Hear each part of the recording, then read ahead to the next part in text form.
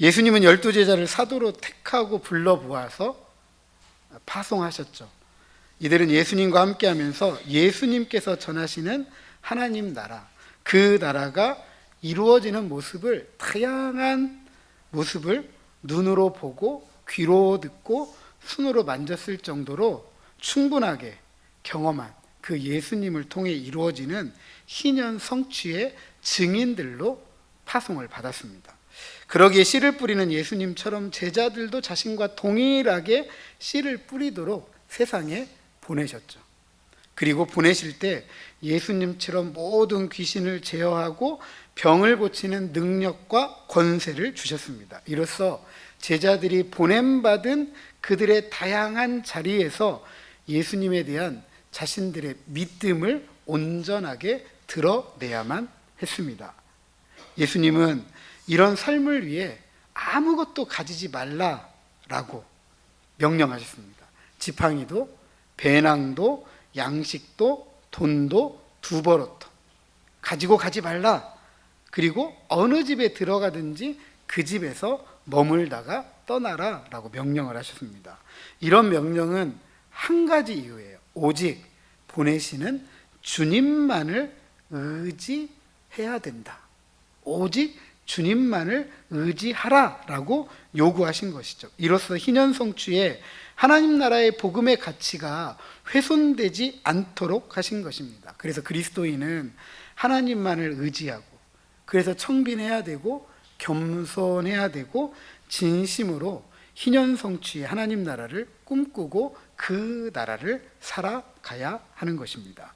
오늘 본문은 이렇게 제자들이 예수님에게로부터 보냄을 받고 갈릴리 전 지역의 희년 성취자 예수님을 전하면서 능력과 권위를 가지고 사역하는 일이 이 갈릴리 지역의 분봉왕이었던 헤롯의 궁전에 보고된 이야기로 시작이 됩니다.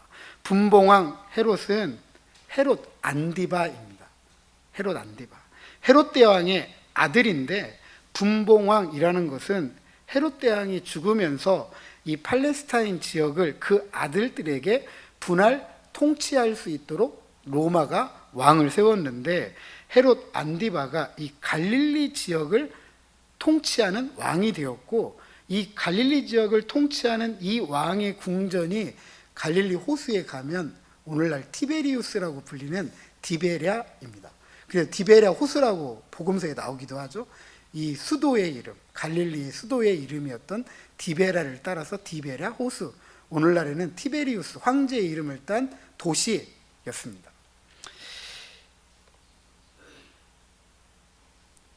이 헤롯 안디바가 복음서에 굉장히 자주 등장합니다. 시작할 때부터. 왜냐하면 세례 요한과 예수님의 사역이 이 헤롯 안디바의 통치 기간 중에 있었기 때문이에요. 자연스럽게 예수님에 대한 소문, 그의 제자들의 사역이 이 궁전에 전해졌고 헤롯도 듣게 된 것이죠. 이 헤롯이 모든 일을 듣고 심히 당황했습니다. 문자적으로 오랫동안 크게 번민했어요. 우리가 잘 알듯이 헤롯에 대한 전반적인 평가는 좋지가 않습니다. 그는 하나님의 말씀을 반대하는 편에 썼었죠. 그래서 유대인들의 존중을 받던 세례 요한을 투옥시키고 심지어 죽였습니다. 결국 후에 예수님을 반대하는 모이와 함께 예수님을 죽이는 일에도 등장하게 됩니다. 지금 헤롯은 예수님과 제자들을 통해 하나님 나라의 복음이 거침없이 활발하게 전해지고 있는 이 사실을 마음에 품기가 어려웠습니다. 그는 착하고 좋은 마음을 가진 사람이 아니었죠. 하나님의 말씀에 씨앗이 뿌려지고 있지만 마귀가 가서 그 말씀을 그 마음에서 빼앗고 있고, 이생의 재물, 이생의 향락을 지키기 위해서 말씀에 제대로 반응하지 못했고, 이것이 무슨 일인가? 저 사람들은 어떤 사람들인가? 예수는 누구인가? 이 생각만 많을 뿐이에요. 이런 번민들이 7절 이하 8절에 어떤 이들의 목소리로 들려옵니다. 세 가지로 정리할 수 있죠. 첫째는 세례 요한이 죽은 자 가운데서 살아났다.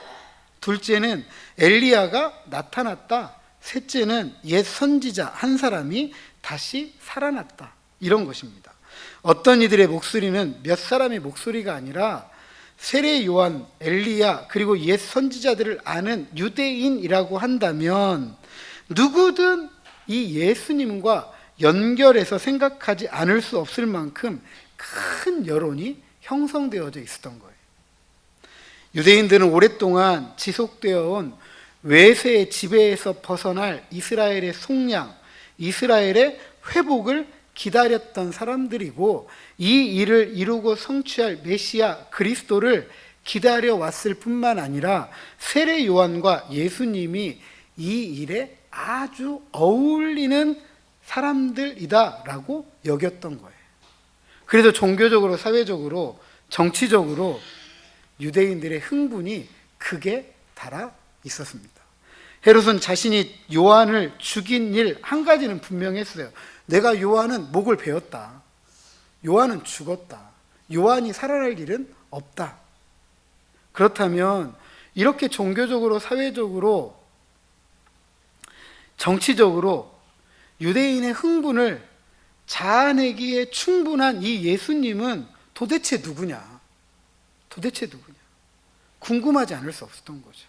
그래서 9절 하반절에 보면 이제 이런 일이 들리니 이 사람이 누군가라며 다른 사람들의 이야기에 관심과 호기심을 가지고 예수님을 보고자 했습니다. 그러나 헤롯은 하나님의 말씀을 반대하는 편에 서서 많은 유대인들에게 존중받던 세례 요한을 투옥시키고 죽였을 만큼 완악한 인물이었잖아요. 그렇다면 예수님을 보고자 한 것은 예수님이 전하고 가르치는 일을 받아들이기 위해서 보고자 하는 게 아니라 도대체 이 사람이 누구냐? 그냥 호기심일 뿐이에요. 네가 뭔데? 네가 누군데? 이렇게 행하느냐라고 되묻고 있는 거예요. 예수님에 대한 착하고 좋은 마음은 부정적인 관심, 호기심이 되어서는 안 되는 것이죠.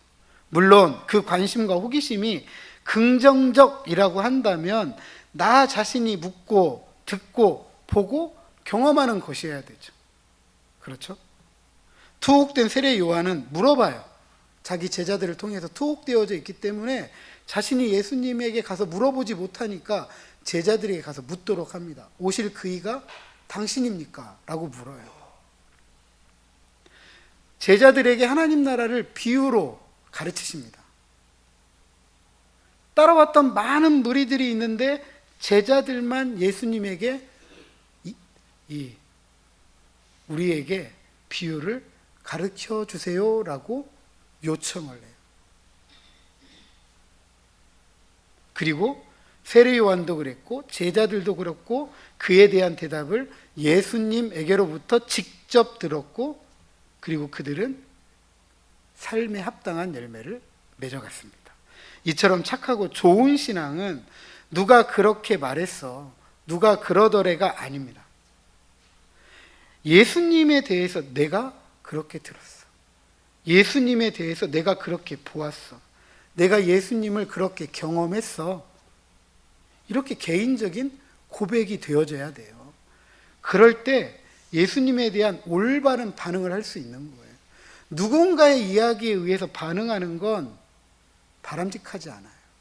왜냐하면 누군가에게 듣는 이야기는 그 사람의 이야기일 뿐이기 때문에 그렇죠. 갈릴리 전역으로 파송을 받고 부지런히 사역했던 제자들이 돌아왔습니다. 그리고 자기들이 행한 모든 것, 귀신을 제어하고 병을 고치는 능력과 권세를 가지고 하나님 나라를 전파하며 앓는 자를 고쳤던 사역을 예수님께 보고합니다. 예수님은 이들을 데리고 따로 벳세다라는 고을로 떠났다라고 하였는데요. 마가복음에서 벳세다는 한적한 곳을 찾은 예수님과 제자들이 탄 배의 행선지였습니다.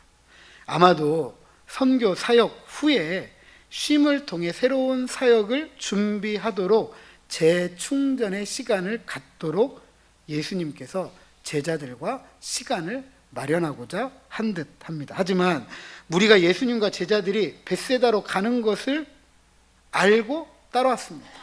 종교적, 사회적, 정치적인 예수님에 대한 이들의 흥분이 얼마나 컸는지 알 수가 있어요. 예수님은 이런 무리를 외면하지 않습니다. 귀찮을 수도 있잖아요. 귀찮을 수도 있잖아요. 좀 쉬고 싶은데 쉬지 못하게 하니까 좀 쉬어야 되는데 이렇게 쫓아오니까 우리 쉽게 내일 보자, 다음에 보자 이렇게 말씀하지 않고 그렇게 쫓아온 무리들을 외면하지 않아요. 그들이 도착하니까 예수님은 영접했다, 환영했어요. 그리고 이들에게 하나님 나라의 일, 즉 희년으로 성취되는 하나님 나라의 복음을 가르치고 병든 자를 고치셨습니다.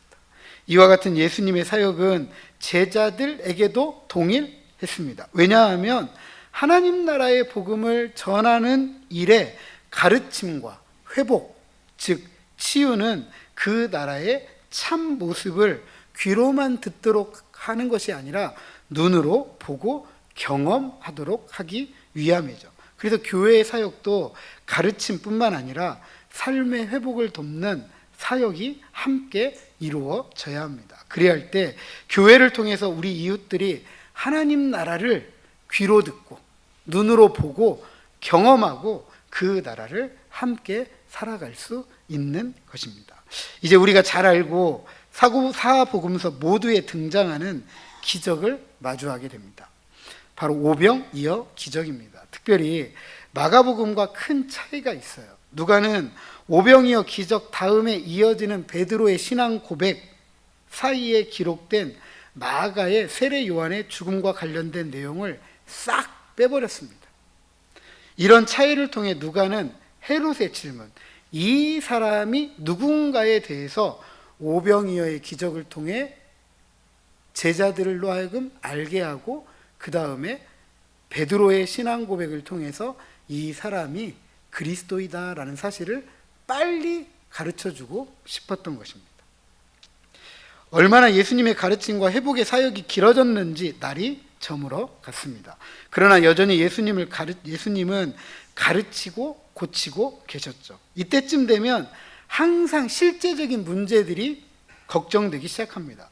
잘 아시는 것처럼 모여있는 중 남자만 한 5,000명 되었습니다. 이제 제자들이 현실적인 문제를 언급해요. 12절 하반절, 무리를 보내어서 두루 마을과 촌으로 가서 유하며 먹을 것을 얻게 하소서. 숙식 문제죠. 잠자는 문제, 먹는 문제. 이렇게까지 제자들이 걱정한 이유는 이들이 지금 모여 있는 곳이 빈들이었기 때문에 그랬습니다. 가까운 곳을 찾아가 스스로 먹을 것과 밤을 지낼 곳을 구하는 것이 지금 가장 타당한 방안이에요. 그만큼 제자들은 현실적이었고 분별력이 있었고 합리적인 사람들이었습니다. 그러나 언제나 그랬듯이 예수님은 이 상황을 제자들이 배우고 깨닫는 기회로 삼으셨습니다.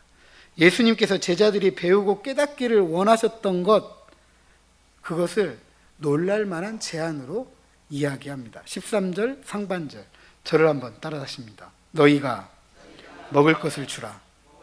한 번 더 하십니다. 너희가 먹을 것을 주라. 다시 말해서 이 문제에 대한 해결을 누구한테 맡기는 거죠?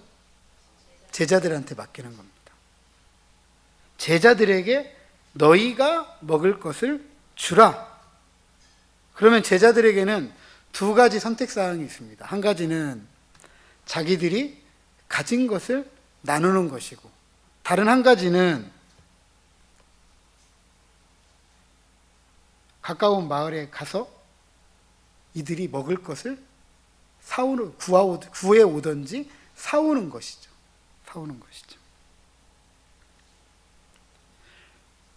여기에 더 큰 문제가 있습니다. 그 큰 문제는 뭐냐면 현재 제자들이 가지고 있는 건 무엇과 무엇밖에 없다? 떡 5개와 물고기 2마리밖에 없는. 여기에 있는 사람들에게 자기 것을 나누어 주더라도 턱없이 부족해요. 현실적으로 가까운 마을에 가서 먹을 것을 사온다 하더라도 호주머니에 뭐가 없어요 지금? 돈이 없어요. 요한복음에 보니까 이 5천 명이나 되는 남자, 그 외에도 있었겠지 더 많이, 이 사람들을 먹이려고 한다면 아주 계산이 빨랐어요. 약 200데나리온이 필요하다고 했습니다. 1데나리온은 하루 1일 노동자의 삭시입니다. 삭시예요. 그럼 200데나리온이면 얼마만큼 필요한 거죠? 약 한 달 내내 일하고 7개월 정도에 삭시 필요한 거죠. 그만큼의 지금 돈이 없다라는 거예요. 제자들은 줄 수 있어요, 없어요? 줄 수 있을까요, 없을까요? 어떻게 해야 되죠?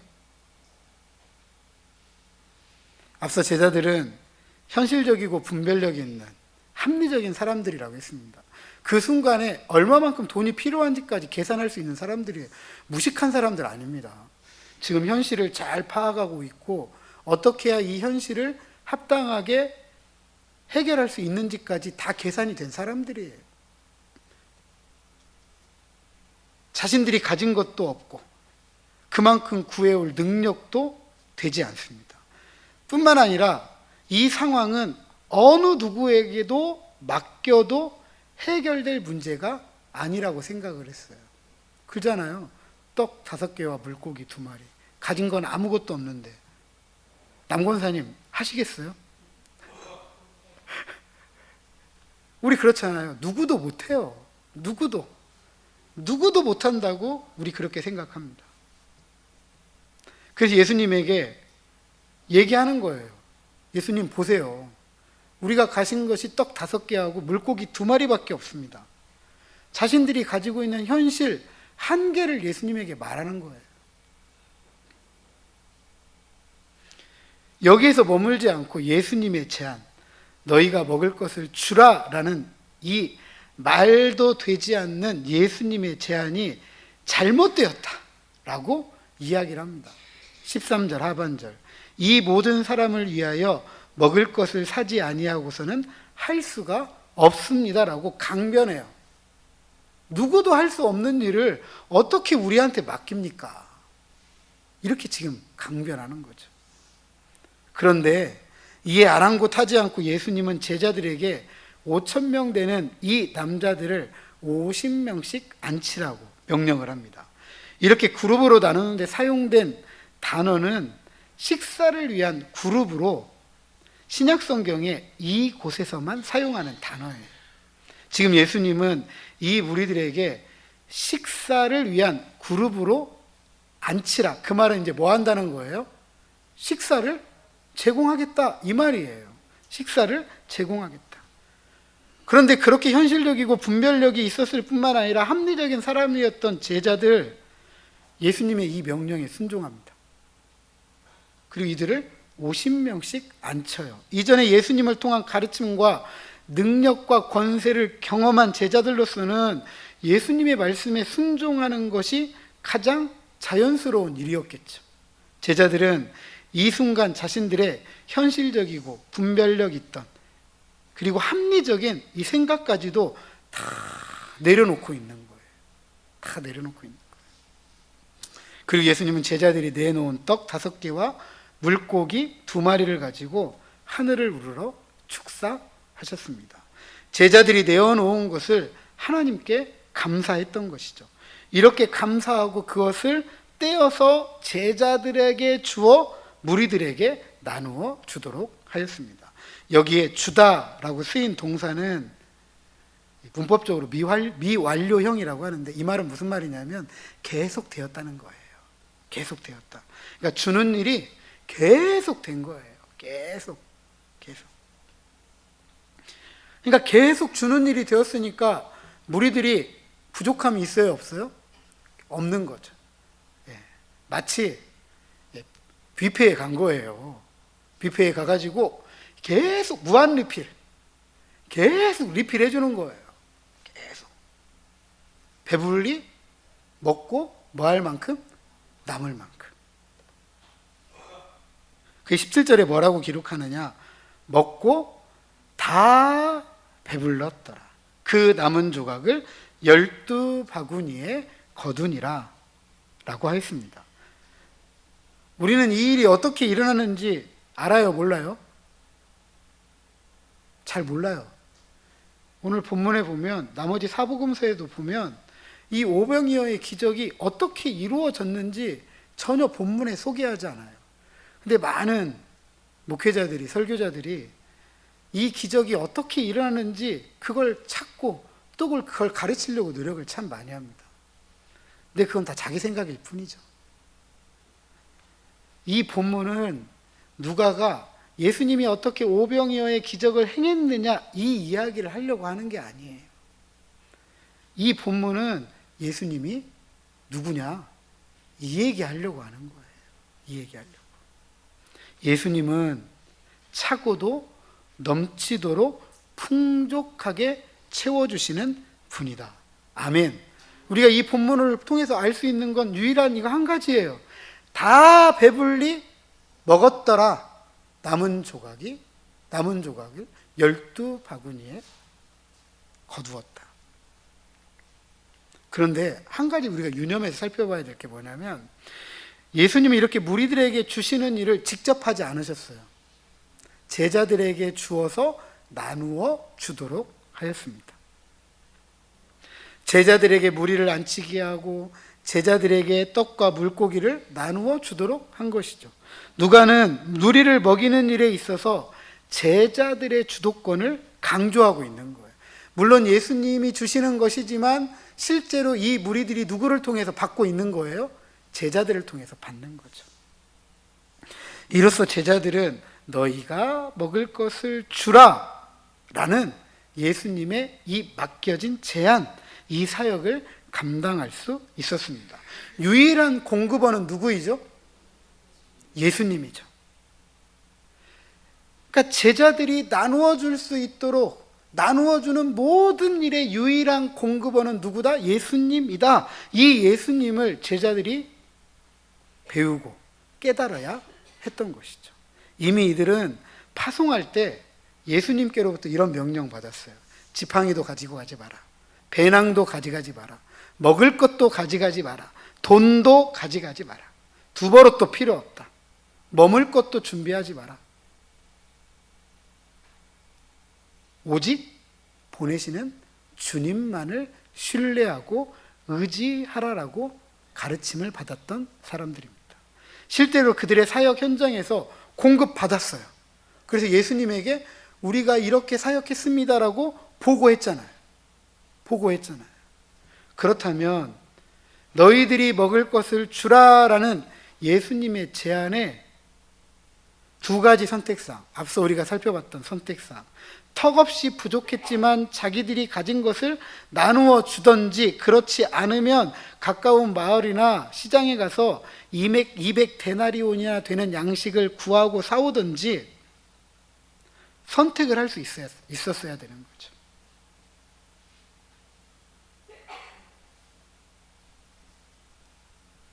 아무것도 가지지 않고 예수님을 신뢰하고 그분의 명령을 따라서 사역했던 그 사역 현장의 경험, 공급해 주시는 주님의 은혜에 대한 확실한 믿음의 고백이 필요했던 거예요. 예수님께서 주실 수 있다. 예수님은 주시는 분이다. 앞서 나가서 사역할 때 자신들이 가지고 있는 것으로 한 거 아니잖아요. 주님을 의지하고 나갔더니 그 일 했던 거잖아요.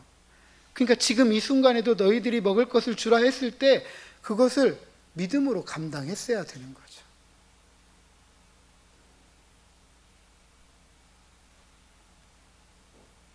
그럼 지금 어떤 상황이 벌어진 거죠? 우리가 나아가서 사역했던 사역의 현장은 별로 크게 보이지 않았던 거예요. 근데 지금 한꺼번에 남자만 5,000명이 앉아있고 이 사람들을 먹이려니까 얼마만큼의 돈이 필요하고 우리가 가지고 있는 건 턱없이 부족하다 생각하니까 덜컥 겁이 나는 거죠. 작은 건 할 수 있어요. 근데 뭔 못해요? 큰 건 못해요. 우리도 신앙생활 할 때 그렇잖아요. 우리가 할 수 있는 것은 아멘 하거든요. 근데 우리가 감당할 수 없다고 생각되는 건 아멘이 돼요, 안 돼요? 안 돼요. 저도 그랬으니까. 그때 핑계가 대부분 이거잖아요. 기도해 보겠습니다. 조금 생각해 보겠습니다. 저만 그런가요? 우리 대부분 그렇잖아요. 제자들도 그랬던 거예요. 조금만 일은 아멘, 할렐루야 할 수 있어요. 그런데 지금 눈앞에 펼쳐져 있는 이 어마어마한 일은 우리가 감당한 일은 아닌 것 같아요. 그래서 아멘 할 수가 없었던 거죠.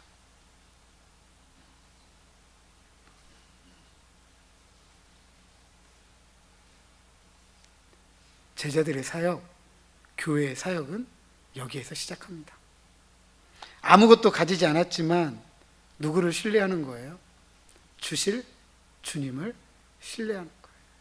주실 주님은 작은 것을 주시는 분이 아니라 크고 차고도 넘치고 충만하게 풍성하게 주시는 분이에요. 이삭이 흉년든 땅에서 다른 사람들은 다 살기 위해서 자기 땅 버리고 나갈 때 하나님은 이삭에게 이야기합니다. 너는 여기 있어라.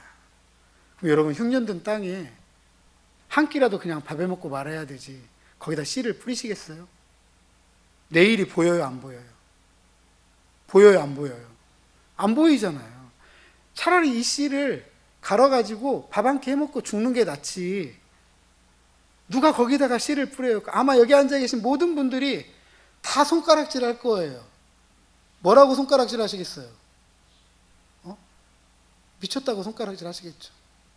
차라리 한 끼라도 배불리 먹고 죽어라. 그런데 이삭은 어떻게 하죠? 하나님의 말씀에 순종합니다. 그랬더니 그 흉년된 땅에서 몇 배의 수확을 얻었대요? 몇 배? 100배. 아멘. 아멘. 우리 하나님은 그런 하나님이세요. 이때만큼은 현실적이고 합리적이고 분별력을 내려놓아도 좋아요. 기도해보고 생각해보고 아니에요. 주님이 하실 수 있는데 내가 거기다 뭐 기도할 게 뭐가 있어요? 뭐만 필요한 거죠? 아멘. 아멘만 필요한 거죠. 생각이 필요한 게 아니고 기도가 필요한 게 아니고 기도는 이미 다 해야 되죠. 근데 왜 하필 그 순간에도 또 기도한다고 하죠? 주님께서 일하실 때 모든 필요한 것들이 공급되는 줄로 믿으시기 바랍니다. 제자들은 자신의 사역에서 경험한 작은 공급하심을 넘어서 그들이 상상할 수 없는 더 크고 충만하고 풍성한 것으로 공급하시는 주님을 배우게 되는 거죠.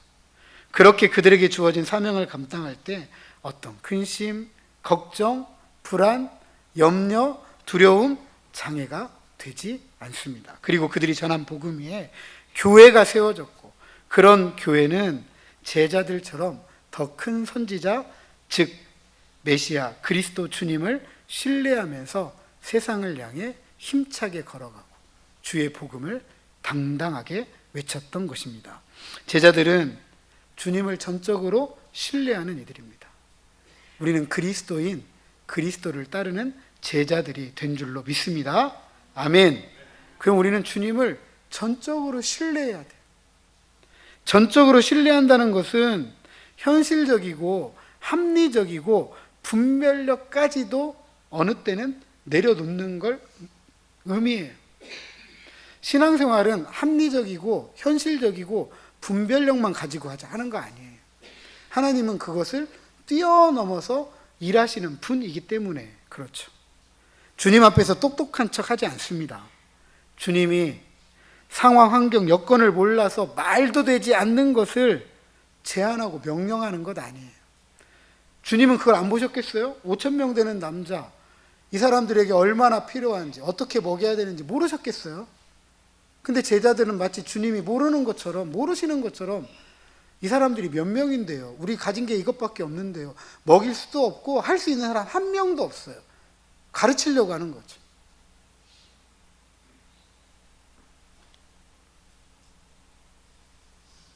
예수님은 그런 상황, 환경, 여건을 이용해서 제자들이 자신을 전적으로 신뢰하도록 가르치고자 교훈하시고자 하였던 것입니다.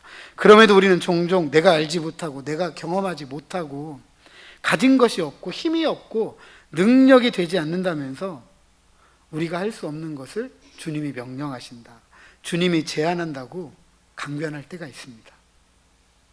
이것은 헤롯처럼 주님의 크고 놀랍고 위대한 일을 방해하는 일일 뿐이에요. 주님이 하시는 일은 우리가 무엇을 할 수 있는가에 대한 모든 공식을 완전히 바꾸는 것입니다. 우리의 머릿속에는 1 플러스 1이 1이지만 저 주님의 일에는 1 플러스 1은 무한대예요. 주님이 무한대이니까. 주님은 그렇게 우리를 이끌어 가실 수 있고 우리는 그렇게 이끌리고 주님께서 풍족하게 공급하시는 일을 경험할 뿐만 아니라 주님의 제자로 힘있게 살아가게 되는 것입니다. 그래서 저와 여러분, 우리 교회는 예수님이 공급하심을 전적으로 신뢰하고 우리에게 주어진 사역을 힘있게 그리고 당당하게 감당할 수 있어야 할 것입니다. 이 사명을 감당하는 일에 우리가 할 수 있는 유일한 방법은 없어요. 나는 그것이 오직 한 가지이지만 주님에게는 그 한 가지를 넘어서 이것도 저것도 우리가 상상할 수 없는 것까지 다양한 길이 놓여져 있습니다. 우리는 그저 따라갈 뿐입니다. 왜냐하면 우리에게 남겨진 12바구니가 있기 때문이죠. 떡 5개와 물고기 2마리로 남자 5,000명을 먹이셨다고 한다면 남겨진 12바구니로 할 수 없는 일이 있을까요? 할 수 없는 일이 있을까요? 더 많은 일을 할 수 있는 거죠. 한 가지만 하면 돼요. 너희가 먹을 것을 주라. 우리가 우리의 것을 내어놓으면 돼요. 내어놓으면. 그래서 오늘 우리는 우리가 가진 것이 무엇인지를 살필 수 있어야 돼요. 종종 우리는 우리가 가진 것을 이렇게 생각합니다. 하찮다, 보잘것없다, 볼품없다, 턱없다, 부족하다. 그래서 아예 내어놓기를 거리낄 때가 참 많습니다. 하지만 떡 5개와 물고기 2마리가 우리의 머릿속에도 5,000명을 넘어서는 수없이 많은 사람들을 먹이기에는 부족하잖아요. 하찮은 거잖아요. 볼품 없잖아요. 그런데 주님에게는 하찮지 않아요. 볼품 없지 않아요. 부족한 거 아니에요. 주님에게 우리가 가진 것을 제자들처럼 숨기지 않고 내어놓을 때 주님은 그것을 통해서 우리의 경험과 배움과 생각과 한계를 뛰어넘어서 충만하게 풍성하게 일하시고 공급하시는 큰 선지자 메시아 그리스도 되시는 줄로 믿으시기 바랍니다. 사랑하는 성도 여러분, 여러분들은 헤롯처럼 예수님을 귀로만 듣는 구경꾼이 되시기를 원하십니까? 그렇지 않으면 제자들처럼 주님을 전적으로 신뢰하면서 그분이 참 선지자 메시아 그리스도이심을 충만하고 풍성하게 경험하는 분들이 되시기를 원하십니까? 지혜의 열매가 없는 삶을 살기를 원하십니까? 그렇지 않으면 참 지혜의 열매를 풍성하게 맺어가면서 하나님이 옳다라는 것을 증거하며 살아가기를 원하십니까? 나 하나 살아보겠다고 가진 것을 꼭 쥐고 살아가기를 원하십니까? 그렇지 않으면 나, 너, 그리고 우리가 함께 살아가기 위해 가진 것을 나누면서 주님과 함께 오는 하나님 나라를 풍성하게 살아가기를 원하십니까? 부디 주님을 전적으로 신뢰하고 우리의 가진 것을 나누면서 그분이 충만하게 풍성하게 공급하시는 은혜를 경험하고 나, 너, 그리고 우리가 오는 하나님 나라를 풍성하게 살아가면서 하나님이 옳다는 것을 삶으로 증거하며 하나님을 영화롭게 하는데 부족함이 없는 저와 여러분, 우리 병덕의 온 가족들 되시기를 주님의 이름으로 축복합니다.